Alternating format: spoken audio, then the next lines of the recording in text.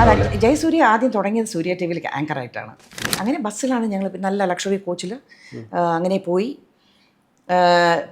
പോണ വഴിക്ക് തന്നെ ഞങ്ങളുടെ കൂടെ ഉണ്ടായിരുന്ന ഒരു സ്ത്രീ അവർ മരിച്ചു. ഹാർട്ട് പ്രോബ്ലം ഉള്ള ഒരു സ്ത്രീയായിരുന്നു. മേ ബി അവർ നല്ല മെഡിക്കൽ ചെക്കപ്പ് എടുത്തില്ലയോ അറിഞ്ഞുകൂടാ. അതൊക്കെ നമുക്ക് മനസ്സിനകത്തൊരു വെപ്രാളമായിരുന്നു. ശരിക്കും പറഞ്ഞാൽ പ്രോഗ്രാം ആങ്കർ ചെയ്യുമായിരുന്നു. അത് ലൈവായിരുന്നു. അതും വളരെ ത്രില്ലിംഗ് ആണ്. എന്താ അറിയാമോ, ഒന്നാമത് ലൈവാണ്.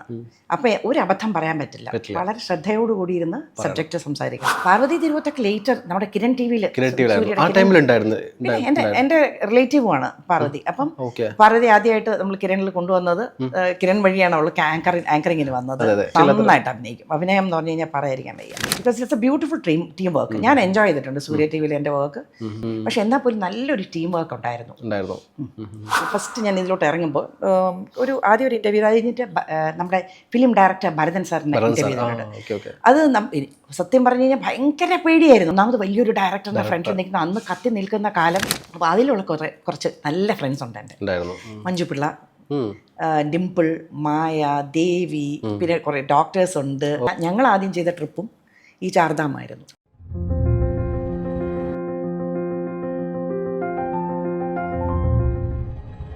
ഹലോ, ഹായ്, നമസ്കാരം. Welcome to Infy plus. അപ്പോൾ ഇൻഫൈ പ്ലസ്സിൽ ഇന്ന് നമ്മുടെ കൂടെ ഉള്ള അതിഥി ആരെന്ന് വെച്ച് കഴിഞ്ഞാൽ ലതിക മാമാണ്.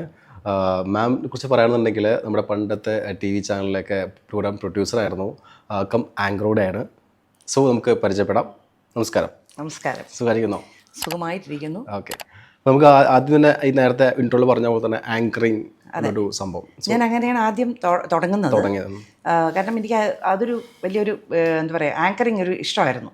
ആങ്കറിങ് മാത്രമല്ല, ഞാൻ ശരിക്കും പറഞ്ഞാൽ ആദ്യം ഞാൻ തുടങ്ങിയത് എൻ്റെ തന്നെ ഒരു പ്രൊഡക്ഷൻ യൂണിറ്റ് ഉണ്ടായിരുന്നു, അമൃതേശ്വരി കമ്മ്യൂണിക്കേഷൻസ് എന്ന് പറഞ്ഞിട്ട്. അതിൽ ഞാനൊരു 3-4 ഡോക്യുമെൻ്ററീസ് ചെയ്തു.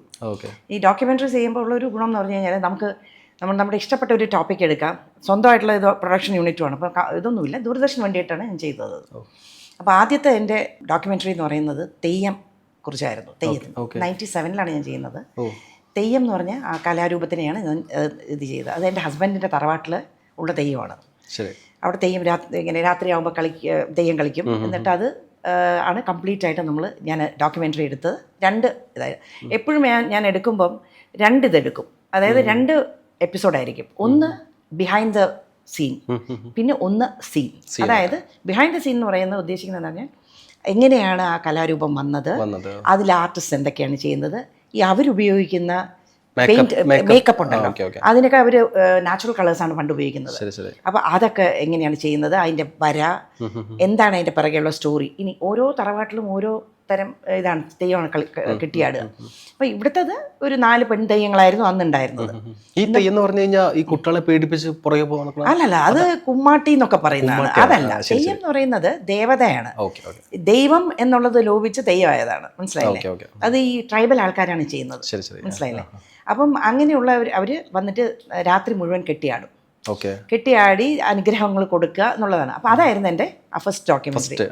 സെക്കൻഡ് ഞാൻ ചെയ്തത്, പിന്നെ എനിക്ക് ഇൻട്രസ്റ്റ് ഉണ്ടായിരുന്ന മ്യൂറൽ പെയിൻറ്റിങ്സ്. നമ്മൾ കാണുന്നില്ലേ മ്യൂറൽ പെയിൻറ്റിങ്? എനിക്ക് വലിയ ഇഷ്ടമുള്ള ഒരു കലയാണ്. കാരണം അതിൻ്റെ പിറകെയുള്ള പെയിൻ, പിന്നെ മാത്രമല്ല അതിനുള്ള എഫേർട്ട്, അത് എടുത്തപ്പോഴാണ് അറിയുന്നത്. അപ്പോൾ ഇങ്ങനത്തെ ഒക്കെ കാര്യങ്ങൾ സബ്ജക്റ്റ് പഠിക്കാൻ പറ്റും നമുക്ക്. അന്നും ഞാൻ 2 ഇതിൽ തന്നെയാണ് ചെയ്തത്. ഒന്ന് ഈ പെയിൻറ്റ് എങ്ങനെയാണ് ഉണ്ടാക്കുന്നത്, ഓരോ കളേഴ്സിൻ്റെ എങ്ങനെയാണ് ഉണ്ടാക്കുന്നത്, ബ്രഷ് എങ്ങനെയാണ് ഉണ്ടാക്കുന്നത്. ആക്രിലിക് അല്ല കേട്ടോ ഞാൻ പറയുന്നത്, ആക്രിലിക്കിൻ്റെ കാര്യമല്ല ഞാൻ പറയുന്നത്. ഞാൻ പറയുന്നത് ഒറിജിനൽ ഈ ആർട്ടിസ്റ്റ് ഉണ്ടല്ലോ, അന്ന് നവരത്നങ്ങൾ എന്ന് പറഞ്ഞിട്ടാണ് ഞാൻ എൻ്റെ ഡോക്യുമെൻ്ററിയുടെ പേര്. മറ്റേ തെയ്യം തന്നെയായിരുന്നു. അപ്പോൾ അതിലെങ്ങനെയെന്ന് പറഞ്ഞു കഴിഞ്ഞാൽ, ഗുരുവായൂരുള്ള മമ്മിയൂർ ക്ഷേത്രത്തിലെ കൃഷ്ണൻകുട്ടി നായർ, അദ്ദേഹത്തിൻ്റെ 9 സ്റ്റുഡൻസ് ഉണ്ടായിരുന്നു. അവരാണ് നവരത്നങ്ങൾ. എല്ലാം രത്നങ്ങൾ തന്നെയാണ്. അതിലുള്ള പലരും ഇന്ന് വളരെ ഫേമസ് ആയിട്ടുള്ള മ്യൂറൽ ആർട്ട് പെയിൻറ്റേഴ്സാണ്. ഫാന്റാസ്റ്റിക്കാണ്. എൻ്റെ കയ്യിൽ 2 പേരുടേതുണ്ട് എൻ്റെ കയ്യിൽ. അപ്പം ഒന്ന് പഞ്ചമുഖ ഗായത്രി ഉണ്ട്, ഒന്ന് ആനന്ദ താണ്ഡവം. അങ്ങനെ അതാണ് ആനന്ദ താണ്ഡവം. അപ്പോൾ അതുകൊണ്ട് പിന്നെ ഒരു പഞ്ചമുഖ ഗായത്രിയൊക്കെ ഞാൻ ചെയ്തിട്ട് ഇങ്ങനത്തെ ഇത് ചെയ്തിട്ടുള്ളതാണ്. അപ്പം അങ്ങനെ അതൊരു ഭയങ്കര ഇതായിരുന്നു എനിക്ക്. അങ്ങനെ അത് ചെയ്തുകൊണ്ടിരിക്കുന്ന സമയത്താണ് പിന്നെ ഞാൻ ഈ പറഞ്ഞ പോലെ TV ചാനലിലോട്ട് എൻട്രി അതെങ്ങനെ ആ ഒരു ഇതിലേക്ക് വരണം എന്നുള്ള അല്ല ഈ സമയത്ത് ഞാൻ ഏഷ്യാനെറ്റിൽ ചില പ്രോഗ്രാംസ് ഒക്കെ ഞാൻ കോപ്പിയർ ചെയ്യായിരുന്നു. പാട്ട് വെട്ടി എന്നൊക്കെ പറഞ്ഞ ജയൻ ചെറുകുന്നിന്റെ ജയൻ ചെറുകുന്നിന്റെ. അപ്പോൾ അങ്ങനെ അതൊക്കെയാണ് എൻ്റെ പേടി മാറ്റിയ, ക്യാമറയുടെ മുമ്പിൽ നിന്ന് പേടി മാറ്റിയ ചില ഇതാണ്. അപ്പോൾ കുറേ സൈക്കൻഡി വന്നിട്ടുണ്ട്. പിന്നെ അനന്തമജ്ഞാതം എന്ന് പറഞ്ഞിട്ടൊരു ജ്യോതിഷം ചെയ്യുന്നത്, അത് കുറേ എപ്പിസോഡ്സ് ഞാൻ ചെയ്തിട്ടുണ്ട്. അത് എനിക്ക് വേറെ പണിയൊന്നുമില്ല, ലെറ്റർ വായിക്കുക, അതിൻ്റെ കമൻസ് പറയുക, ഇങ്ങനത്തെയൊക്കെ ഉണ്ടായിരുന്നുള്ളൂ. പിന്നെ അത് കഴിഞ്ഞ ശേഷമാണ് സൂര്യ TV 98 വന്നപ്പോൾ. 98 സൂര്യ TVയോട് വരുന്നത്. അല്ല, അത് കുറേ കഴിഞ്ഞ ശേഷം. ആദ്യം ഞാൻ തുടങ്ങുമ്പോൾ പല പല പ്രോഗ്രാംസ് നമുക്ക് അലോട്ട് ചെയ്യും. കുക്കറി പ്രോഗ്രാംസ്, അതുപോലെ ഇന്റർവ്യൂസ്, പിന്നെ ക്രോമയിൽ നിർത്തിയിട്ടുള്ള പാട്ടിന്റെ പ്രോഗ്രാംസ്, ഇങ്ങനെ കുറേ ചെയ്ത കുട്ടികളുടെ പ്രോഗ്രാംസ് ഞാൻ കുറേ ചെയ്തിട്ടുണ്ടോ. ഓമനത്തിങ്കൾ എന്ന് പറഞ്ഞു. ഇന്നിപ്പോൾ ആ കുട്ടികളൊക്കെ നിങ്ങളുടെയൊക്കെ അത്ര ആയിട്ടുണ്ടാവും. അപ്പം അങ്ങനെ അതുപോലെ അങ്ങനത്തെ കുറേ നല്ല നല്ല പ്രോഗ്രാംസ് എനിക്ക് ചെയ്യാനായിട്ട് സൂര്യ TV പറ്റിയിട്ടുണ്ടായിരുന്നു. അല്ല, ഇപ്പോൾ ഈ ആങ്കറിംഗിലേക്ക്, ഇപ്പോൾ മീഡിയ ക്യാമറ ഫ്രണ്ടിലേക്ക് വരണം എന്നുള്ളൊരു ടെൻഷനൊക്കെ ഉണ്ടായിരുന്നോ? ആരതിലേക്ക് ടെൻഷൻ ഉണ്ടാവും എന്ന് ആദ്യം അറിഞ്ഞുകൂടായിരുന്നു. അതാണ് ഫസ്റ്റ് ഓഫ് ഓൾ. നമുക്ക് ഈ ടെൻഷൻ വരുമോ എന്നുള്ളതായിരുന്നു. നമുക്ക് ഈ സ്റ്റേജിൽ കയറുമ്പോൾ സ്റ്റേജ് ഫ്രൈറ്റ് വരുന്ന പോലെ തീർച്ചയായിട്ടും ഉണ്ടായിരുന്നു. നല്ല മുട്ടുടിയായിരുന്നു. കാരണം ഒന്നാമത് നമ്മൾ കാഷ്വലായിട്ടല്ലല്ലോ പറയുന്നത്, ഇനിയൊരാളുടെ വാക്കുകളല്ലേ പറയുന്നത്, അവരെഴുതി തരുന്ന സ്ക്രിപ്റ്റ് അല്ലേ. അപ്പോൾ എവിടെയെങ്കിലും ഒരു വാക്ക് പോയാൽ ഒരു കട്ട് വരും, പിന്നെയും അത് റിപ്പീറ്റ് ചെയ്യും. ലൈവ് അത് പിന്നെയാണ് ഈ തുടക്ക കേസ് ഇങ്ങനെയൊക്കെ ആയിരുന്നു. പിന്നെ അത് കഴിഞ്ഞ് പ്രൊഡ്യൂസറായി സൂര്യ TVയിൽ ഞാൻ പ്രോഗ്രാം പ്രൊഡ്യൂസറായിട്ട് ജോയിൻ ചെയ്തപ്പോൾ മറ്റുള്ള കുട്ടികളെ നമ്മൾ ട്രെയിൻ ചെയ്തെടുക്കുക എന്നുള്ളതുകൊണ്ട് നല്ല അവരെ എങ്ങനെ കംഫർട്ടബിൾ ആയിട്ട് അവരെങ്ങനെ ഇത് ചെയ്യാമെന്ന് പറഞ്ഞാൽ അങ്ങനെ കുറേ കുട്ടികൾ നല്ല നല്ല കുട്ടികളൊക്കെ വന്നിരുന്നു. എനിക്ക് തോന്നുന്നു പാർവതി തിരുവോത്തൊക്കെ ലേറ്റർ നമ്മുടെ കിരൺ TVയിൽ എൻ്റെ റിലേറ്റീവുമാണ് പാർവതി. അപ്പം പാർവതി ആദ്യമായിട്ട് നമ്മൾ കിരണിൽ കൊണ്ടുവന്നത്, കിരൺ വഴിയാണ് അവൾ ആങ്കറിങ്ങിന് വന്നത്. പക്ഷെ ഇത്രയും വലിയൊരു ടാലന്റഡ് ആക്ട്രസ് ആണെന്നുള്ളത് പിന്നെയാണ് അറിഞ്ഞത്. അത്രയും ടാലന്റ് ഉണ്ടെന്ന് അന്ന് അറിഞ്ഞിട്ടില്ല. പക്ഷെ അത് നന്നായിട്ട് അഭിനയിക്കും. അഭിനയം എന്ന് പറഞ്ഞു കഴിഞ്ഞാൽ പറയാതിരിക്കാൻ വയ്യ. പിന്നെ നേരത്തെ ഇന്റർവ്യൂവിൽ പറഞ്ഞ പോലെ തന്നെ നമ്മളെ ഈ കുട്ടിക്കാലത്തൊക്കെ കൂടുതലും കണ്ടുകൊണ്ടിരിക്കുന്ന ചാനൽ സൂര്യ TV, കിരൺ TV എന്നൊക്കെയാണ്. അപ്പൊ ഇതെന്താണ് ഈ പരിപാടിയുടെ പുറകെ, എങ്ങനെയാണ് ഒരു കോണ്ടന്റ്, എങ്ങനെയാണ് ഒന്നും നമുക്കൊരു ഐഡിയ ഇല്ല. സോ അതെങ്ങനെയായിരുന്നു ഒരു പ്രിപ്പറേഷൻ കാര്യങ്ങളൊക്കെ? എങ്ങനെയാ വെച്ചാൽ നമ്മുടെ ഈ സൂര്യ ആയാലും ഏഷ്യാനെറ്റ് ആയാലും ഏതായാലും ഏത് ചാനലും പൾസ് അറിയുമല്ലോ അവര്. ഇതിന്റെ നമ്മളെ ജനറൽ മാനേജേഴ്സും അവരൊക്കെ ഒരു സ്റ്റഡി അവർ ചെയ്തിട്ടുണ്ടാവും. പിന്നെ നമ്മൾ കോൺസെപ്റ്റ്സ് കൊടുക്കണം. നമ്മുടെ അടുത്ത് കോൺസെപ്റ്റ് കൊടുക്കാൻ പറയും. അപ്പോൾ അത് വയബിൾ ആണോ, ഫീസിബിൾ ആണോ, അതായത് നമ്മൾ എടുത്തുകൊണ്ട് വരുന്നത് ചിലവ് കൂടുതലായാലും അവർക്ക് മാർക്കറ്റിംഗ് പ്രോബ്ലമാണ്. ഇത് ബിസിനസ്സും ആണല്ലോ. അപ്പോൾ അതുകൊണ്ട് നമ്മൾ ഇത് കൊടുക്കും, കോൺസെപ്റ്റ് കൊടുക്കുമ്പോൾ അവരത് പിന്നെ ഫീസിബിളാണ്, ആൾക്കാർക്ക് ഇഷ്ടപ്പെടുന്ന പ്രോഗ്രാം ആയിരിക്കും. 1-2 പ്രാവശ്യം ട്രയൽ ചെയ്യുമ്പോൾ നല്ല നല്ല റിവ്യൂസ് കിട്ടുമ്പോൾ പിന്നെ നമ്മളത് കണ്ടിന്യൂ ചെയ്യും. അങ്ങനെയാണ് പ്രോഗ്രാംസ് അവിടെ ചെയ്തുകൊണ്ടിരുന്നത്. ചെയ്തിട്ടുണ്ടോ മാമിന് ആ സമയത്തൊക്കെ ഇന്ന പ്രോഗ്രാം ചെയ്യാൻ വേണ്ടിയിട്ട് ഹെൽപ്പോ കാര്യങ്ങളൊക്കെ ആയിട്ട്? തീർച്ചയായിട്ടും. അയ്യോ, ഇത് ഒന്നാമത് ഫസ്റ്റ് ഓഫ് ഓൾ ഇത് ഒരു കാര്യം എന്ന് പറയുന്നത് ടീം വർക്കാണ്. ഞാൻ അതിൽ വളരെ, അതായത് ക്യാമറമാൻ തൊട്ട് camera assistant, even light boys എല്ലാവരും ഒന്നിച്ച് നിന്നാൽ മാത്രമേ ആ പ്രോഗ്രാമിൻ്റെ വിജയം പറയാൻ പറ്റുള്ളൂ. നമ്മളൊരു ഇങ്ങനെ പ്രൊഡ്യൂസർ എന്നുള്ള ലെവലിൽ നമ്മൾ പ്രൊഡ്യൂസർ എന്ന് പറഞ്ഞാൽ ആക്ച്വലി ഡയറക്റ്റിംഗ് ദ പ്രോഗ്രാം. ആ ഡയറക്ടർ എന്നുള്ള നിലയ്ക്ക് നിൽക്കുന്നു എന്ന് പറഞ്ഞു കഴിഞ്ഞാൽ നമ്മൾ നമ്മുടെ കോൺസെപ്റ്റ് അവിടെ പറയുമ്പോൾ ഈ പറയുന്ന എല്ലാവരുടെ തലയിലും അതെങ്ങനെ നന്നായിരിക്കണം, ഞാൻ ചെയ്യുന്ന ഒരു പ്രോഗ്രാം അത് നന്നാക്കാൻ അവരുടെയും പേരുകൾ വരികയല്ലേ. അപ്പം നമ്മൾ വർക്ക് ചെയ്ത ഒരു പ്രോഗ്രാം നന്നാവണം എന്നുള്ളത് എല്ലാവരുടെയും ആഗ്രഹമാണ്. അപ്പം മിക്ക പ്രൊഡ്യൂസേഴ്സും എങ്ങനെയാണെന്ന് പറഞ്ഞാൽ ആ സജഷൻസ് എടുക്കും. മനസ്സിലായില്ലേ, ഇങ്ങനെ ചെയ്തൂടെ, ഒരു ഫ്രെയിം വെക്കുമ്പോൾ ഇങ്ങനെ ചെയ്താൽ നന്നായിരിക്കില്ലേ എന്ന് പറഞ്ഞ് ചോദിക്കുന്ന ഒരുപാട് നമ്മുടെ കൂടെ ക്യാമറ കുട്ടികളുണ്ട്.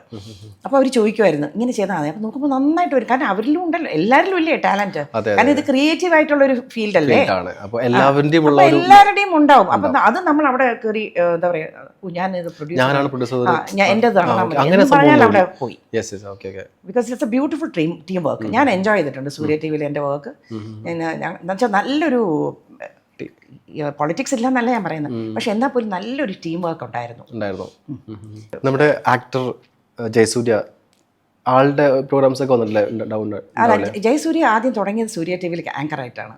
അതെ അതെ ആങ്കറായിട്ടാണ് അതിനധികം ഓർമ്മകൾ എന്തെയുണ്ടോ? അല്ല ഇപ്പം ഞാൻ ജയസൂര്യ ഞാൻ ഇല്ല എൻ്റെ പ്രോഗ്രാംസിൽ ജയസൂര്യ വന്നിട്ടില്ല.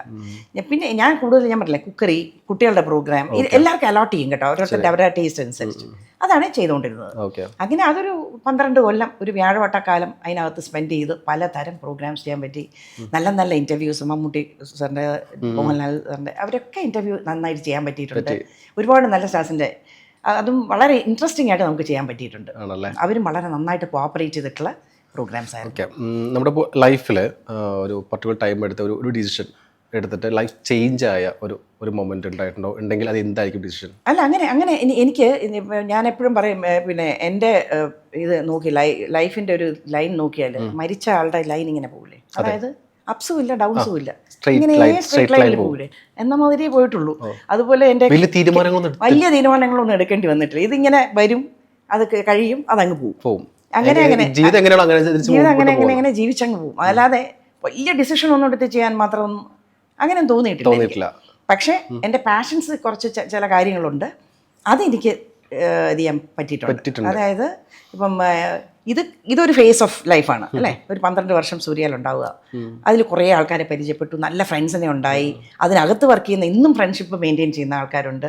അങ്ങനെ അത് കഴിഞ്ഞ് അടുത്തത് പിന്നെ ഒരു ACVയിൽ ഞാനൊരു 4 കൊല്ലം പ്രോഗ്രാം ആങ്കർ ചെയ്യുമായിരുന്നു. അത് ലൈവായിരുന്നു, അതും വളരെ ത്രില്ലിംഗ് ആണ്. എന്താ അറിയാമോ, ഒന്നാമത് ലൈവാണ്, അപ്പം ഒരു അബദ്ധം പറയാൻ പറ്റില്ല, വളരെ ശ്രദ്ധയോടുകൂടി ഇരുന്ന് സബ്ജക്റ്റ് സംസാരിക്കണം. അപ്പം നമ്മൾ അതെങ്ങനെ കൊണ്ടുപോകണം, കണ്ടിന്യൂസ് ആയിട്ട് 1 മണിക്കൂർ കൊണ്ടുപോകണ്ടേ.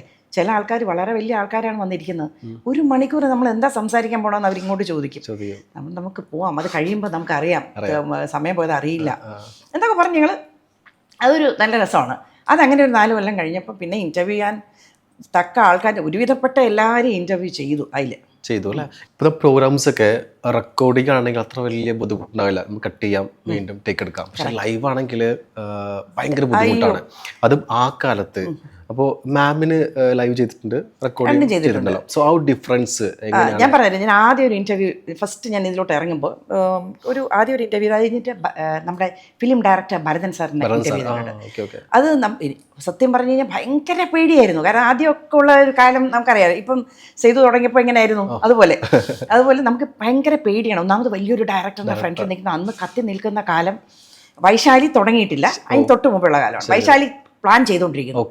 ഇത്രയും ടാലൻറ്റഡ് ആയിട്ടുള്ള ഒരാൾ അദ്ദേഹം എന്ന് വെച്ചാൽ നന്നായിട്ട് വരയ്ക്കും, എന്താ പറയുക, ഡയറക്ഷൻ എല്ലാം ആർട്ട് ഡയറക്ടറായിട്ടാണല്ലോ അദ്ദേഹം ആയത്. അപ്പോൾ അത് നമ്മളത് ക്വസ്റ്റ്യൻ ഉണ്ടാക്കുമ്പോൾ നമ്മളിങ്ങനെ പറഞ്ഞു തരും, ഇതാ ഇങ്ങനെ നിൽക്കൂ, ഈ ആംഗിൾ നിൽക്കൂ എന്നൊക്കെ പറയും. നമ്മൾ കോമ്പയർ ആയിട്ടാണ് നിൽക്കുന്നതെങ്കിലും അദ്ദേഹം പറയും, ഇതാ ഈ ആംഗിൾ നിൽക്കൂ കേട്ടോ, ഇതായിരിക്കും നല്ലത് എന്നൊക്കെ പറയും. അപ്പോൾ നമ്മളെയും ഡയറക്റ്റ് ചെയ്ത് പക്ഷെ അതൊരു ചെയ്ത് കഴിഞ്ഞപ്പോൾ ഇതൊരു ഇത്ര എളുപ്പത്തിൽ ഇത് കഴിഞ്ഞു. കാരണം ഓപ്പോസിറ്റ് ഇരിക്കുന്ന ആൾ അത്രയും കൂളാക്കി നമ്മളെ വളരെ എന്താ പറയുക, നന്നായിട്ട് വളരെ കംഫർട്ട് സോണിൽ ആക്കുമ്പോൾ നമുക്ക് ഇൻ്റർവ്യൂ നന്നായിട്ട് വരും. അതൊരു ആങ്കർ എന്നുള്ള നിലയ്ക്ക് എനിക്കൊരു പാഠമായിരുന്നു അത്. ഞാൻ എപ്പോഴും അത് വളരെ ശ്രദ്ധിച്ചിട്ടുണ്ട്. പിന്നെ വന്ന് ഇങ്ങനെ കുറേ ഇൻ്റർവ്യൂസൊക്കെ ചെയ്തു. പിന്നെ അത് കഴിഞ്ഞിട്ട് ACVയിൽ ലൈവ് ചെയ്യുന്ന സമയത്ത് എനിക്കത് പിന്നെ അതിൻ്റെ ഒരു ഡിഫറൻസ് ഞാൻ പറയാം. ഈ പറഞ്ഞ പോലെ കട്ട് ചെയ്ത് ഇടാം, കാരണം കട്ട് ചെയ്ത് ഇടണമല്ലോ, സീൻസൊക്കെ അതിനകത്ത് വരണമല്ലോ. ലൈവ് ചെയ്യുമ്പോൾ പിന്നെ അങ്ങനെയില്ല, 2 പേര് നിന്ന് ചെയ്യുമ്പോഴത്തേക്കും ചില ഷോർട്സ് അവർ ഇൻസേർട്ട് ചെയ്തോളും. പക്ഷേ ലൈവ് ചെയ്യുമ്പോൾ ഉള്ള പ്രശ്നം എന്ന് പറഞ്ഞു കഴിഞ്ഞാൽ, ഞാൻ നേരത്തെ ഒന്ന് സൂചിപ്പിച്ചു, നമ്മൾ നന്നായിട്ട് സബ്ജക്റ്റ് പഠിച്ചിരിക്കണം. കാരണം എതിരെ വന്നിരിക്കുന്ന ചിലപ്പോൾ ഡോക്ടേഴ്സ് ആയിരിക്കും, എൻജിനീയേഴ്സ് ആയിരിക്കും, പല മേഖലയിൽ നിന്ന് വരുന്ന ആൾക്കാരായിരിക്കാം. അപ്പോൾ അവരെ പറ്റി ഇന്ന ആളാണ് കേട്ടോ വരാൻ പോകുന്നതെന്ന് ഒരു ദിവസം മുമ്പ് പറഞ്ഞാൽ അന്നിരുന്ന് ഞാൻ ആ ടോപ്പിക്ക് ഞാൻ കംപ്ലീറ്റ് പഠിച്ചിട്ട് എങ്ങനെയാണോ ഒരു ലേമാൻ ചോദിക്കുന്നത്, അതായത് എനിക്ക് ചിലപ്പം ആ സബ്ജക്റ്റിനെ കുറിച്ച് അറിയാമായിരിക്കും, പക്ഷേ ഞാൻ എൻ്റെ അറിവല്ല അവിടെ കാണിക്കേണ്ടത്. ഒരാൾക്ക് എങ്ങനെ അത് മനസ്സിലാവണം അല്ലേ, ഇനി ഒരു തേർഡ് പേഴ്സൺ അറിഞ്ഞൂടാത്ത ഒരാളെ എങ്ങനെ മനസ്സിലാക്കണം, ആ ഒരു ആംഗിളിലായിരിക്കും ഞാൻ ചോദ്യങ്ങൾ ചോദിക്കുന്നത്. അപ്പോൾ അങ്ങനെ ചോദിക്കുമ്പോഴത്തേക്കും ആൾക്കാർക്കും റീച്ച് കിട്ടും, ചോദിക്കുന്ന ആളും കംഫർട്ടബിൾ ആവും, പറഞ്ഞു തരുന്ന ആൾക്കും കംഫർട്ടബിൾ ആവും. നമ്മൾ ഇൻ്റർവ്യൂ ചെയ്യുമ്പോൾ എപ്പോഴും ശ്രദ്ധിക്കേണ്ടത്, നമ്മുടെ ഓപ്പോസിറ്റ് ഇരിക്കുന്ന എത്ര വലിയൊരാളായാലും എത്ര ചെറിയ ആളായാലും നമ്മൾ അവരെ കംഫർട്ട് സോണിലോട്ട് കയറ്റണം. തീർച്ചയായിട്ടും കംഫർട്ട് സോണിൽ വന്നാലേ നമ്മുടെ ഇൻ്റർവ്യൂ കറക്റ്റായിട്ട് വരുള്ളൂ, ഇല്ലെങ്കിൽ ആൾക്കാരിലോട്ട് എത്തില്ല. നമ്മൾ ഇവിടെ നിന്ന് സംസാരിക്കുന്ന ആൾക്കാരിൽ എത്തണമെങ്കിൽ ആത്മാർത്ഥത ഫസ്റ്റ് ഓഫ് ഓൾ വേണമെന്നാണ് എൻ്റെ ഇത്. ഭയങ്കര ആത്മാർത്ഥത ചോദിക്കുന്നതിൽ ഒരു ആത്മാർത്ഥത വേണം, പറയുന്നതിലും വേണം. അത്രേ ഉള്ളൂ. ഇപ്പൊ എല്ലാം കഴിഞ്ഞിട്ട് ഇപ്പോ യാത്രയിലോട്ടാണ് ഇപ്പോ തിരിച്ചിരിക്കുന്നത് അല്ലെ? കൈലാസം കാര്യങ്ങളൊക്കെ ആയിട്ട് എങ്ങനെ യാത്രയിലോട്ട് വരും? എനിക്ക് യാത്ര പണ്ടേ ഇഷ്ടമാണ്. ശരിക്കും പറഞ്ഞ സൂര്യ ടി വിയിൽ നിൽക്കുമ്പോൾ യാത്രകൾ കുറേ ചെയ്യാൻ പറ്റിയിട്ടുണ്ട് കേരളത്തിന്റെ അകത്ത് പുറത്ത്. കാരണം ഞാൻ ഒരു കുക്കറി ഷോ ചെയ്തത് ഈ ഹോട്ടൽസിൽ പോയിട്ട് ചെയ്താണ് തുടങ്ങിയത്. പിന്നെ ഒരു കോൺസെപ്റ്റ് ഞാൻ കൊടുത്തതെന്ന് പറഞ്ഞാൽ നമ്മുടെ തനതായിട്ടുള്ള ട്രൈബൽ ഏരിയയിലുള്ള ട്രൈബൽസിൻ്റെ കുക്കറി, മനസ്സിലായില്ലേ? ട്രൈബൽസിൻ്റെ കുക്കറി എന്ന് പറയുമ്പോൾ നമ്മൾ ആ സ്ഥലം കാണിക്കും, എന്നിട്ട് പല സ്ഥലത്ത് അത് ഇവിടം വരെ നമ്മൾ തിരുനെല്ലിക്കാട്ടിനകത്തൊക്കെ പോയി എടുത്തിട്ടുണ്ട്.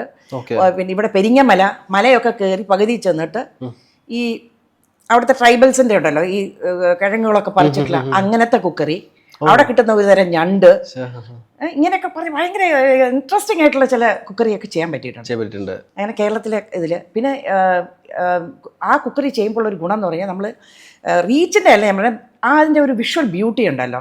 നല്ല ക്യാമറമാനാണ് നമ്മുടെ ആൾക്കാർ, എല്ലാവർക്കും വിഷ്വൽ ബ്യൂട്ടി നന്നായിട്ട് അവർ കൊണ്ടുവരുമായിരുന്നു. അങ്ങനെയൊക്കെയുള്ള ഇത് ചെയ്യാൻ പറ്റിയിട്ടുണ്ട്. അങ്ങനെ പിന്നെ പല പ്രോഗ്രാംസിലും നമുക്ക് നമ്മുടെ ലൈവായിട്ട് തന്നെ നമ്മൾ ഒരിക്കൽ ഒരു സൈക്ലിംഗ് ചെയ്തിട്ടുണ്ട്. കാണുന്നത് നമ്മൾ ഫ്രാൻസിലെ സൈക്ലിംഗ് ഇതൊക്കെ ആണെങ്കിലും അതിനെ നമ്മൾ നമ്മുടെ കേരള സ്റ്റൈലിലോട്ട് അഡാപ്റ്റ് ചെയ്ത് ഇങ്ങനെയൊക്കെ എനിക്ക് ചെയ്യാൻ പറ്റിയിട്ടുണ്ട്. ഇതൊക്കെ നമ്മുടെ ആസ് എ ടീം വർക്ക് നമ്മൾ എൻജോയ് ചെയ്തിട്ടുള്ള കുറേ പ്രോഗ്രാംസ് ചെയ്യാൻ പറ്റി. അതിൻ്റെ കൂടെയാണ് യാത്രകളുടെ വില മനസ്സിലാക്കുന്നത്. കുട്ടിക്കാലത്ത് നമ്മൾ പോകും, ഫാമിലി ആയിട്ട് നമ്മൾ പലയിടത്ത് പോകുമെങ്കിലും ഈ ടീമുമായിട്ട് പോയിട്ട് നമ്മൾ കാട്ടിനകത്തും അവിടെ ഇവിടെയൊക്കെ പോകുമ്പോഴത്തേക്കുണ്ടല്ലോ അതിൻ്റെ ഒരു രസം തന്നെ വേറെയാണ്, മനസ്സിലായില്ലേ? അത് ഒരു എന്താ പറയുക, നമ്മൾ വേറൊരു തന്നെ ഒരു ലോകത്തോട്ട് മാറും. ഒരു ടെൻഷനും ഇല്ല, ചെയ്യുന്നവർക്ക് നമുക്ക് ടൈം ബൗണ്ടല്ല. അപ്പം നമ്മൾ യാത്ര അങ്ങനെ പലയിടത്തും നമ്മൾ പോയിട്ടുണ്ട് സൂര്യന്ന്. ആ ഒരു മനസ്സിനകത്ത് കിടപ്പുണ്ടായിരുന്നു. ഇതൊക്കെ കഴിഞ്ഞ് എൻ്റെ നമ്മുടെ TV ഇതെല്ലാം കഴിഞ്ഞപ്പോഴത്തേക്കും ഞാൻ ആദ്യമായിട്ട് ചെയ്തത് ഒരു 4 ധാം ട്രിപ്പ് ചെയ്തു. സോളോ ആണോ അതോ ഒറ്റയ്ക്ക്? ഇൻ ദ സെൻസ് ഞാൻ ഡൽഹി വരെ പോയി. ഡൽഹിയിൽ നിന്ന് ഒരു ഗ്രൂപ്പാണ്, പക്ഷെ ഒരു റാൻഡം ഒരു ഗ്രൂപ്പ് ഉണ്ട്, പണിക്കാസ് ട്രാവൽസ്. സ്ട്രേഞ്ചേഴ്സ് ആണ് അവരൊക്കെ, സ്ട്രേഞ്ചേഴ്സ് ആണ്. അപ്പോൾ അവരുടെ കൂടെ ആ ബസ്സിൽ കയറി ഞാൻ അങ്ങ് യാത്ര ചെയ്യണം. പക്ഷെ തനിച്ചാണ് നമ്മൾ, ഉണ്ട്, ആരും ഇന്റർഫിയർ ചെയ്യാൻ വരില്ല. അവരവരുടെ പാടായിട്ട് കപ്പിൾസ് ആയിട്ടുള്ളവരുണ്ടായിരുന്നു. അത് കഴിഞ്ഞിട്ട് ഹിമാലയത്തിലാണ് ഞാൻ ആദ്യം എൻ്റെ തനിച്ചുള്ള യാത്ര ചെയ്തത്. 4 ധാം എന്ന് പറഞ്ഞാൽ യമുനോത്രി, ആദ്യം യമുന തുടങ്ങുന്ന സ്ഥലം, പിന്നെ ഗംഗോത്രിയുടെ ഗംഗ തുടങ്ങുന്ന സ്ഥലമല്ല, കുറച്ച് കഴിഞ്ഞിട്ടാണ് ഗംഗോത്രി വരുന്നത്. പിന്നെ അവിടെ ഒരു 19 കിലോമീറ്റർ പോകണം ഗംഗ തുടങ്ങുന്ന ഉത്ഭവം എന്ന് പറയപ്പെടുന്ന സ്ഥലം. അതും അല്ലെന്നാണ് പറയുന്നത്. ഇത് 2011 സ്റ്റാർട്ടിങ് അപ്പോഴാണ്. ആക്ച്വലി ഞാനൊരു സീരിയസ് ആയിട്ട് ചെയ്യണം എന്ന് വിചാരിച്ചത്. അത് കഴിഞ്ഞിട്ട് ഇങ്ങനെ ആ സ്ഥലങ്ങളെല്ലാം കേദാർ, ബദ്രി ഒക്കെ ചെയ്തിട്ട് വന്നു. അത് കഴിഞ്ഞപ്പോൾ മനസ്സിനകത്ത് പണ്ടേ ഉള്ള ഒരു ആഗ്രഹമാണ് കൈലാസത്തിൽ പോകണം. അങ്ങനെ കൈലാസത്തിൽ ഞാനും എൻ്റെ ചെറിയ മോനും കൂടെയാണ് പോകുന്നത്. അത് നമുക്കിങ്ങനെ ഗ്രൂപ്പായിട്ടേ പോകാൻ പറ്റുള്ളൂ, ഇൻഡിവിജ്വലായിട്ട് പോകാൻ പറ്റുന്ന സ്ഥലമല്ല. ഇറ്റ്സ് എ വെരി എന്താ പറയുക, വളരെ ഒരു വല്ലാത്തൊരു ടെറൈനാണത്. ആ ടെറൈൻ എന്ന് പറഞ്ഞു കഴിഞ്ഞാൽ ഓക്സിജൻ വളരെ കുറവായിരിക്കും. ഓക്സിജൻ കുറവ് തന്നെയാണ് അവിടെ. നമ്മൾ അങ്ങനെ ഓടി നടക്കരുത്, അങ്ങനെയൊക്കെ. ഇപ്പോൾ ഒരുപാട് പേര് പോകുന്നുണ്ട്, പക്ഷെ വളരെ കെയർഫുൾ ആയിരിക്കണം. പക്ഷേ ഇറ്റ്സ് എന്താ പറയുക, അങ്ങനെയല്ല. ശിവന്റെ അബോർഡ് എന്നാണ് നമ്മുടെ സങ്കല്പം. അത് ബുദ്ധിസം, ഹിന്ദുസും എല്ലാവർക്കും, ജെയിൻസ് എല്ലാവർക്കും അവരുടേതായിട്ടുള്ള ആസ്ഥാനമായിട്ട് പറയുന്ന സ്ഥലമാണ്. നമുക്ക് എല്ലാവർക്കും കൈലാസ് യാത്ര ഭയങ്കര ഇഷ്ടമാണ്. നമ്മുടെ ടഫസ്റ്റ് പിൽഗ്രിമേജ് എന്നാണ് പറയുന്നത്. അപ്പോൾ അതിലേക്ക് പോകാൻ മുമ്പുള്ള ഒരു പ്രിപ്പറേഷൻ ഉണ്ടാവുമല്ലോ? തീർച്ചയായിട്ടും വേണം പ്രിപ്പറേഷൻ. അപ്പം ഞങ്ങളൊക്കെ നമ്മളൊന്നും വലിയ എക്സസൈസും വലിയ റണ്ണിങ്ങും അങ്ങനെയൊന്നുള്ള ആൾക്കാരല്ല. പക്ഷേ അതിനുള്ള പ്രിപ്പറേഷൻ എന്ന് പറഞ്ഞാൽ ഒരു 5 മാസം മുമ്പ്, ഞാൻ ചെയ്തത് പറയാം, 5 മാസം മുൻപേ അതിൻ്റെ അവിടെ ഇടാനുള്ള ബൂട്ട്സും അതും ഇതെല്ലാം ഡൽഹിയിൽ നിന്ന് പോയി വാങ്ങിച്ചിട്ട് വന്നു. കാരണം ഭയങ്കര എക്സൈറ്റ്മെൻറ്റ്. കാരണം 10-30 വർഷം കൊണ്ട് ഞാൻ ആഗ്രഹിക്കുന്ന എൻ്റെ ഒരു പിൽഗ്രിമേജ് എന്ന് പറയുമ്പോൾ ആഗ്രഹിക്കുന്ന ഒരു സ്ഥലമായിരുന്നു കൈലാസം. ഉറക്കില്ല, അതിൻ്റെ പെയിൻറ്റിംഗ് ആണ് ബാക്കിൽ ഇരിക്കുന്നത്. അപ്പം അങ്ങനെയുള്ള ഒരു ഇതിൽ എനിക്ക് ഭയങ്കര ത്രില്ലായിരുന്നു. എനിക്ക് പോകണം എന്നൊരു ആഗ്രഹമായിരുന്നു, മനസ്സിലല്ലേ? പക്ഷെ അത് എപ്പം അത് മാനിഫെസ്റ്റ് ചെയ്യും എന്നുള്ളത് പറയാൻ പറ്റില്ലല്ലോ. 2013 എടുത്തു അത് ആവാനായിട്ട്. അപ്പം മോനും വന്നു, ചെറിയ മോനും വന്നു, അങ്ങനെ. പക്ഷേ അതിൻ്റെ പ്രിപ്പറേഷൻ എന്ന് പറഞ്ഞാൽ 5 മാസം മുമ്പ് ഞങ്ങൾ ഈ പറഞ്ഞ പോലെ ഷൂ വാങ്ങിച്ച് നടക്കും. നല്ലോണം ഒരു 4-5 കിലോമീറ്റർ നടക്കും. ആ ഷൂട്ട് തന്നെ നടക്കണം. അങ്ങനെ അത് നടന്ന് അതിൻ്റെ ഇതെല്ലാം ചെയ്തു കഴിഞ്ഞു. പിന്നെ മെഡിക്കൽ ചെക്കപ്പ് എടുക്കണം. കാരണം എന്ന് വെച്ച് കഴിഞ്ഞാൽ നമുക്കൊന്നും അറിഞ്ഞുകൂടാ, ആ ടെറൈൻ എങ്ങനെയാണെന്നൊന്നും അറിയില്ല.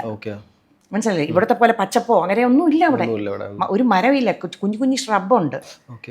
പിന്നെ ആ യാത്ര എന്ന് പറയുന്ന ഒരു നമ്മളിവിടെ നിന്ന് നേപ്പാളിൽ പോയി, നേപ്പാൾ കാഠ്മണ്ഡുന്ന് പിന്നെ ചൈനയുടെ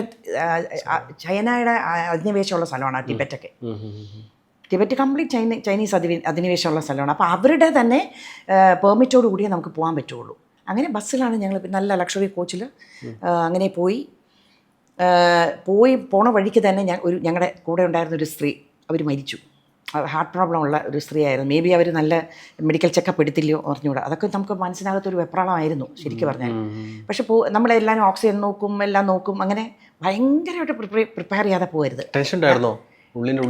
തുടങ്ങുമ്പോൾ ടെൻഷൻ ഉണ്ടായിരുന്നു. പക്ഷെ പോയി കഴിഞ്ഞപ്പോൾ പിന്നെ നമ്മളൊരു ഗ്രൂപ്പ് അല്ലേ, അപ്പൊ പിന്നെ ഗ്രൂപ്പ് ടെൻഷൻ ആണല്ലോ, നമ്മൾ മാത്രം ഇൻഡിവിജ്വൽ ടെൻഷൻ ഇല്ല. പിന്നെ ഒരു എൻജോയ്മെന്റ് ആയിരുന്നു. അത് കഴിഞ്ഞ് മാനസരോവറിൽ പോയി അവിടെ നമ്മൾ സ്റ്റേ ചെയ്തു. 2-3 ദിവസം എടുക്കും കാഠ്മണ്ഡു. എന്നിട്ട് അവിടെ പോയി താമസിച്ചിട്ട് പിന്നെ അവിടെ നിന്ന് വേണം 40 കിലോമീറ്റർ ഉണ്ട് ഈ പറഞ്ഞ കൈലാസത്തിൽ താഴെ യംദ്വാറിലെത്തി. അവിടെ നടക്കാൻ തുടങ്ങുകയാണ്. നടന്നുകൊണ്ട് നമ്മൾ അപ്പം ചെല്ലുമ്പം കൈലാസമൊക്കെ എല്ലാം നല്ല കറുത്ത് നല്ലതായിട്ട് കാണാം. വലിയ കറുത്ത ശിലകളാണ്. ഇവിടെ കാണുന്ന മലകൾ പോലെ ഒന്നും അല്ല. കാരണം നമ്മൾ അവിടെ എത്തുമ്പോൾ ഒരു ഉറുമ്പ് പോലെ ആയ പോലെ തോന്നും. മനസ്സിലായി? ഇറ്റ്സ് ജൈജാൻറ്റിക് ഹ്യൂമങ്കസ് ഇതിലാണ് അതിൻ്റെ ഒരു ഇതെന്ന് പറഞ്ഞു കഴിഞ്ഞാൽ. അതിൻ്റെ ഒരു മാഗ്നിറ്റ്യൂഡ് നമുക്ക് പറഞ്ഞറിയിക്കാൻ പറ്റില്ല. ചില സാധനങ്ങൾ നമ്മളിങ്ങനെ സ്റ്റണ്ടായിട്ട് ഇങ്ങനെ നിൽക്കില്ല, അന്ന മാതിരിയായി. എന്നിട്ട് ഞങ്ങൾ 12 ദിവസമാണ് ഞങ്ങളുടെ ടൂർ. അപ്പോൾ ആക്ച്വലി 3 ദിവസം എടുക്കും. പിന്നെ അതിൻ്റെ പരിക്രമ എന്ന് പറയുന്നത് അവിടെ ഫസ്റ്റ് ഡേ നമുക്കത് കാണാം. പക്ഷെ ചെന്ന സമയം ഞങ്ങൾ ഒരു 8 കിലോമീറ്റർ പോയപ്പോഴത്തേക്കും അവിടെ മഞ്ഞ് വീണു, കാറ്റ് എല്ലാം കൂടി ഇങ്ങനെ ആകാശത്ത് സ്വർഗത്തിലല്ല ശിവതാണ്ഡവമാണോ അവിടെ നടക്കുന്നതെന്ന് തോന്നിപ്പോയി. കാരണം എല്ലാം കൂടെ സ്വേൾ ചെയ്യാൻ തുടങ്ങി. ഞങ്ങൾ അറിയുന്നില്ല. കേദാറിൽ അന്ന് ആ വെള്ളപ്പൊക്കം ഉണ്ടായ സമയമാണ്. അപ്പോൾ ഇതൊക്കെ ഒരു ട്രയാങ്കുലർ ഏരിയയാണ്. ഡിസ്റ്റൻസ് ഇത്രയുണ്ടെങ്കിലും ഇതിൻ്റെ എഫക്റ്റ് ആയിരിക്കണം, എനിക്ക് അറിഞ്ഞൂടെ ആഫ്റ്റർ എഫക്റ്റ് ആണോ എന്ന് പറഞ്ഞാൽ ഇവിടെയും ഈ കാറ്റും മഞ്ഞും എല്ലാം കൂടി അടിച്ചിട്ട് ഫേർദർ അങ്ങോട്ട് പോകാൻ വയ്യ. മഞ്ഞുപാളി വീണു. പരിക്രമം നമുക്ക് ചെയ്യാൻ പറ്റിയില്ല. പക്ഷേ അനുഭവം എന്ന് പറഞ്ഞു കഴിഞ്ഞാൽ ഒരു എന്താ പറയുക, അലൗകികമായിട്ടുള്ളൊരു അനുഭവമാണത്. ഇനി അത് കംപ്ലീറ്റ് ചെയ്യുക എന്നുള്ളതല്ല, ആ സ്ഥലത്ത് പോയി നിൽക്കുക എന്നുള്ളതാണ് ഏറ്റവും വലിയ ഒരു ബ്ലെസ്സിങ് ആയിട്ട് എനിക്ക് തോന്നിയിട്ടുള്ളത്. അത് ഞങ്ങൾ തിരിച്ചു വരുമ്പോഴാണ് അറിയുന്നത് കേദാർ കംപ്ലീറ്റ് തകർന്ന്, അതായത് അമ്പലം ഒഴിച്ച് ബാക്കി കംപ്ലീറ്റ് വാലി പോയി. ഞാൻ അവിടെ പോയിട്ടുള്ള ആളാണ് അതിന് മുമ്പേ. 2011 ഞാൻ പോകുമ്പോൾ വല്ലാതെ എനിക്ക് തോന്നിയിട്ടുള്ളൊരു സ്ഥലമാണ്. കാരണം അന്ന് ഒരു എന്താ പറയുക, ഒരു ഇതും ഇല്ലാതെ ബിൽഡിങ്സ് കെട്ടി പോയിക്കൊണ്ടിരിക്കുക. അതിൻ്റെ പവിത്രത മാനിക്കാതെ ചെയ്തുകൊണ്ടിരിക്കും. ഇതൊക്കെ പവിത്രത മാനിക്കണം. നമ്മൾ ഏതൊരു പിൽഗ്രിമേജിന് പോകുമ്പോഴും ആരും ആയിക്കോട്ടെ, ഏത് മതക്കാരായാലും അവരവരുടെ പിൽഗ്രിമേജ് എന്ന് പറഞ്ഞു കഴിഞ്ഞാൽ അത് വളരെ ആത്മാർത്ഥതയോടുകൂടി അത്രയും പവിത്രമായിട്ടും ചെയ്യേണ്ട കാര്യമാണ്. അവിടെ അത് കുറവാണെന്ന് എനിക്ക് അന്ന് തോന്നിയിരുന്നു. It was completely washed out. ആ കേദാർ സ്ഥലം അമ്പലം ഒഴിച്ച് ബാക്കിയല്ല. അയ്യോ, അതൊരു വല്ലാത്തൊരു ഫീലാണ് നമുക്ക്, മനസ്സിലായില്ലേ? തിരിച്ച് ഞാൻ പോയി അവിടെ 2018 പിന്നെ പോകുമ്പോൾ it was superb. Washed out ആയതും ഈ അമ്പലത്തിൻ്റെ ബാക്കിൽ ഒരു വലിയ കല്ല് വന്നിങ്ങനെ നിൽക്കുക. ആ ഒരു കല്ല് കാരണം മാത്രമാണ് അമ്പലം ബാക്കി നിന്നത്. ബാക്കി മുഴുവൻ പോയി. പക്ഷെ അത് രണ്ടാമത് നന്നായിട്ട് കെട്ടി. ഇപ്പം ബ്യൂട്ടിഫുൾ ആയി. പണ്ട് 16 കിലോമീറ്റർ നടന്നാൽ മതിയായിരുന്നു, ഇപ്പോൾ 21 കിലോമീറ്റർ നടക്കണം എന്നുള്ളത്. ഇതിനകത്തോട്ട് നടന്നു പോകും. അതൊക്കെ വളരെ ടീഡിയസ് ആണ്. അപ്പോൾ ഫ്ലൈറ്റും അതൊക്കെ ഇതുണ്ട്, ഹെലികോപ്റ്റർ സർവീസ് ഒക്കെ ഉണ്ട്. പക്ഷേ ഞാൻ പറയുകയാണ്, യാത്രകളിൽ അനുഭവിക്കുന്ന 1-2 കാര്യങ്ങൾ ഞങ്ങൾക്ക് യങ്സ്റ്റേഴ്സൊക്കെ ഇപ്പോൾ ഒരുപാട് പേര് ട്രക്കിങ്ങിനും അതിനൊക്കെ പോകുന്നത്. ഇതിലുള്ളൊരു ഗുണം എന്ന് പറഞ്ഞാൽ നമ്മൾ ജീവിതം എന്താണെന്ന് പഠിക്കും. നമ്മൾ you are close in touch with nature, മനസ്സിലായില്ലേ? അപ്പം അങ്ങനെയൊക്കെയുള്ള ഒരുപാട് കാര്യങ്ങൾ നമ്മൾ പഠിക്കും ഈ ഓരോ യാത്രയിൽ. നമ്മൾ വീട്ടിലിരുന്ന് പഠിക്കുന്ന പോലെ അല്ല ഇത്, വായിച്ച് പഠിക്കുന്ന പോലെയല്ല, തൊട്ടറിഞ്ഞ് പഠിക്കുക.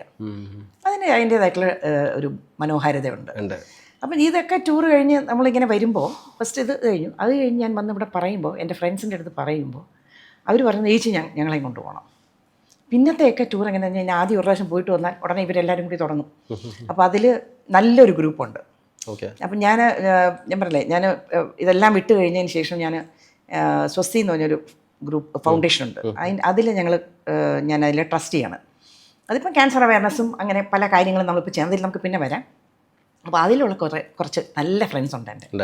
മഞ്ജു പിള്ള, ഡിംപിൾ, മായ, ദേവി, പിന്നെ കുറേ ഡോക്ടേഴ്സ് ഉണ്ട്. അപ്പം ഞങ്ങളെല്ലാവരും കൂടി ആണ് ആദ്യം ചേച്ചി നമുക്ക് എല്ലാവരും കൂടെ പോവാം ഒരിക്കൽ. അങ്ങനെ ഞങ്ങൾ ആദ്യം ചെയ്ത ട്രിപ്പും ഈ ചാർധാമായിരുന്നു. പിന്നെ എങ്ങനെയാണെന്ന് പറഞ്ഞാൽ എല്ലാ വർഷവും ഞങ്ങളൊരു സ്ഥലം സെലക്ട് ചെയ്യും. എല്ലാ വർഷവും അങ്ങനെ ഓരോ വർഷവും ഞങ്ങൾ ഓരോ സ്ഥലം സ്റ്റേറ്റായിട്ട് പോവും. അത് ഞങ്ങളെല്ലാവരും കൂടി ഒരു നല്ലൊരു വൈബാണ്. ഇപ്പോഴത്തെ ഇത്രയും പോയാൽ വീണ്ടും പോകാൻ ആഗ്രഹിക്കുന്ന പ്ലേസ് കൈലാസനായിരിക്കുമോ? തീർച്ചയായിട്ടും കൈലാസം പോകണം എന്നാണ്. കാരണം മറ്റിടത്തൊക്കെ ഞാൻ പിന്നെ 1-2 പ്രാവശ്യമൊക്കെ പോയിട്ടുള്ള സ്ഥലങ്ങളാണ്. പക്ഷെ വീണ്ടും പോകണം എന്ന് ആഗ്രഹമുള്ളൊരു സ്ഥലം. ഇനിയിപ്പോൾ അത് പെർമിറ്റ് ചെയ്യുമോന്നൊന്നും അറിഞ്ഞുകൂടാ.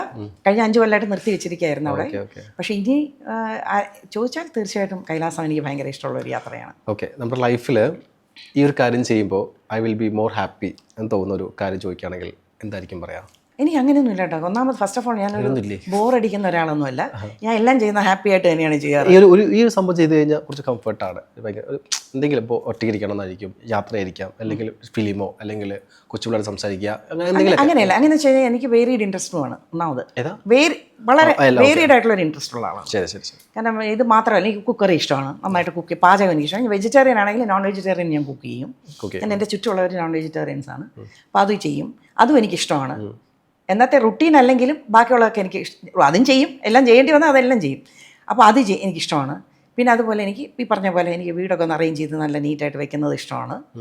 പിന്നെ ഈ പറഞ്ഞ ഫ്രണ്ട്സുമായിട്ടുള്ളൊരു ഞങ്ങളുടെ സ്കൂൾ ഫ്രണ്ട്സ് ഉണ്ട് എനിക്ക്. ഞങ്ങൾ സ്കൂൾ പഠിച്ചിരുന്ന ഫ്രണ്ട്സ് എല്ലാവരും കൂടെ ഒരു ഗെറ്റ് ടുഗെദർ ഉണ്ടാവും. എല്ലാ മാസവും ഏതെങ്കിലും വീട്ടിലോ അല്ലെങ്കിൽ ഹോട്ടലിലോ ഞങ്ങളെല്ലാവരും കൂടെ കൂടും. അതൊരു രസകരമായ സംഭവമാണ്. എല്ലാവരും ഇപ്പം അവരവരുടെ പണികളൊക്കെ കഴിഞ്ഞു, അമ്മൂമ്മമാരായി, അപ്പം റെസ്പോൺസിബിലിറ്റി കുറഞ്ഞു. അപ്പം അങ്ങനെയുള്ള ഒരു ഗ്യാങ്ങും ഉണ്ട്. ഈ ഒരു യങ്ങർ ഗ്യാങ്ങും ഉണ്ട്. ഇതൊരു യങ്ങർ ഗ്യാങ്ങാണ് സ്വസ്ഥയിലുള്ളത്. എന്നെക്കാളും വളരെ പ്രായം കുറഞ്ഞ ആൾക്കാരാണ്. പക്ഷെ അവരുടെ ഒരു എനർജി ഒരു എന്താ പറയുക, വേറെ ലെവലുള്ള എനർജിയാണ്. അപ്പോൾ അത് അങ്ങനെ ഒരു ഇതുണ്ട്. പിന്നെ കുറേ വായിക്കും. വായന എനിക്കിഷ്ടമാണ്. പിന്നെ എൻ്റെ യോഗ, അങ്ങനെ അതൊക്കെ ചെയ്യും.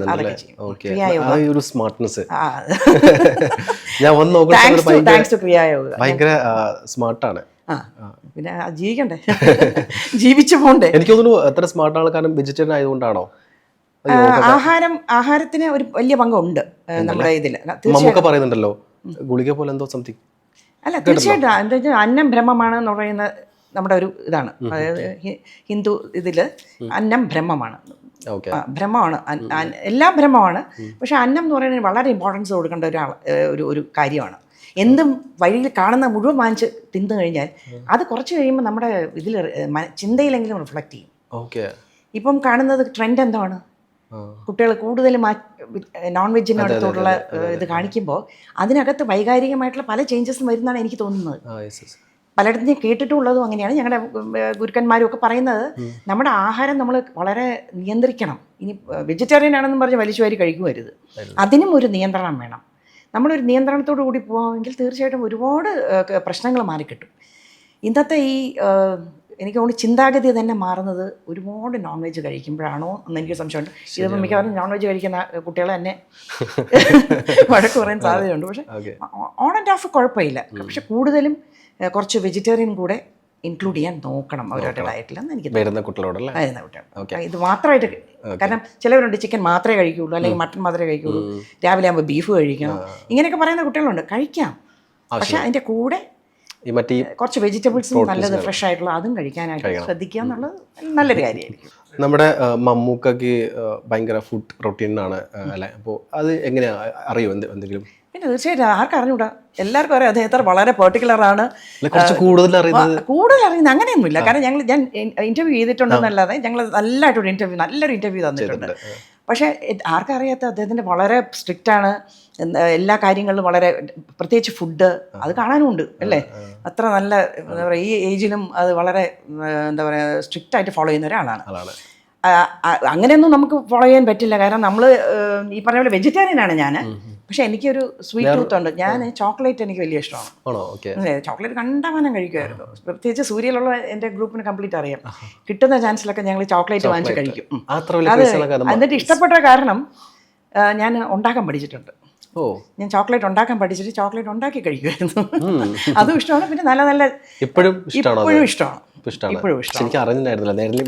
വാങ്ങിച്ചിട്ട് വരായിരുന്നല്ല, ഇനിയും ചാൻസ് ഉണ്ട്, ഇനിയുണ്ട്, പോയി വാങ്ങിക്കാവുന്നതേ ഉള്ളൂ. പക്ഷെ നല്ല ഇപ്പം നല്ല പണ്ടത്തെ പോലെ അല്ല, ഇപ്പം നല്ല വെറൈറ്റി ചോക്ലേറ്റ്സ് കിട്ടുന്നുണ്ട്. പണ്ടത്തതും ഇഷ്ടമാണ്. ഈ ഇപ്പോഴത്തെ കുറേ ടൈപ്പ് വെറൈറ്റി സാധനങ്ങളുണ്ടല്ലോ, അപ്പോൾ അത് എനിക്ക് ചോക്ലേറ്റ്സ് വലിയ ഇഷ്ടമാണ്. എല്ലാ സ്വീറ്റ്സിനും ഏറ്റവും ഇഷ്ടം എനിക്ക് ചോക്ലേറ്റ്. ചോക്ലേറ്റ് ആണോ? ചോക്ലേറ്റ് നല്ലതാണ് അറിയാമോ, മൂഡ് നല്ല ഒന്ന് പൊക്കാൻ ബെസ്റ്റ് സാധനമാണ്. ഒരു 2 ചോക്ലേറ്റ് കഴിച്ചാൽ നമ്മുടെ മൂഡ് ഒരു നല്ല സുഖമാവും.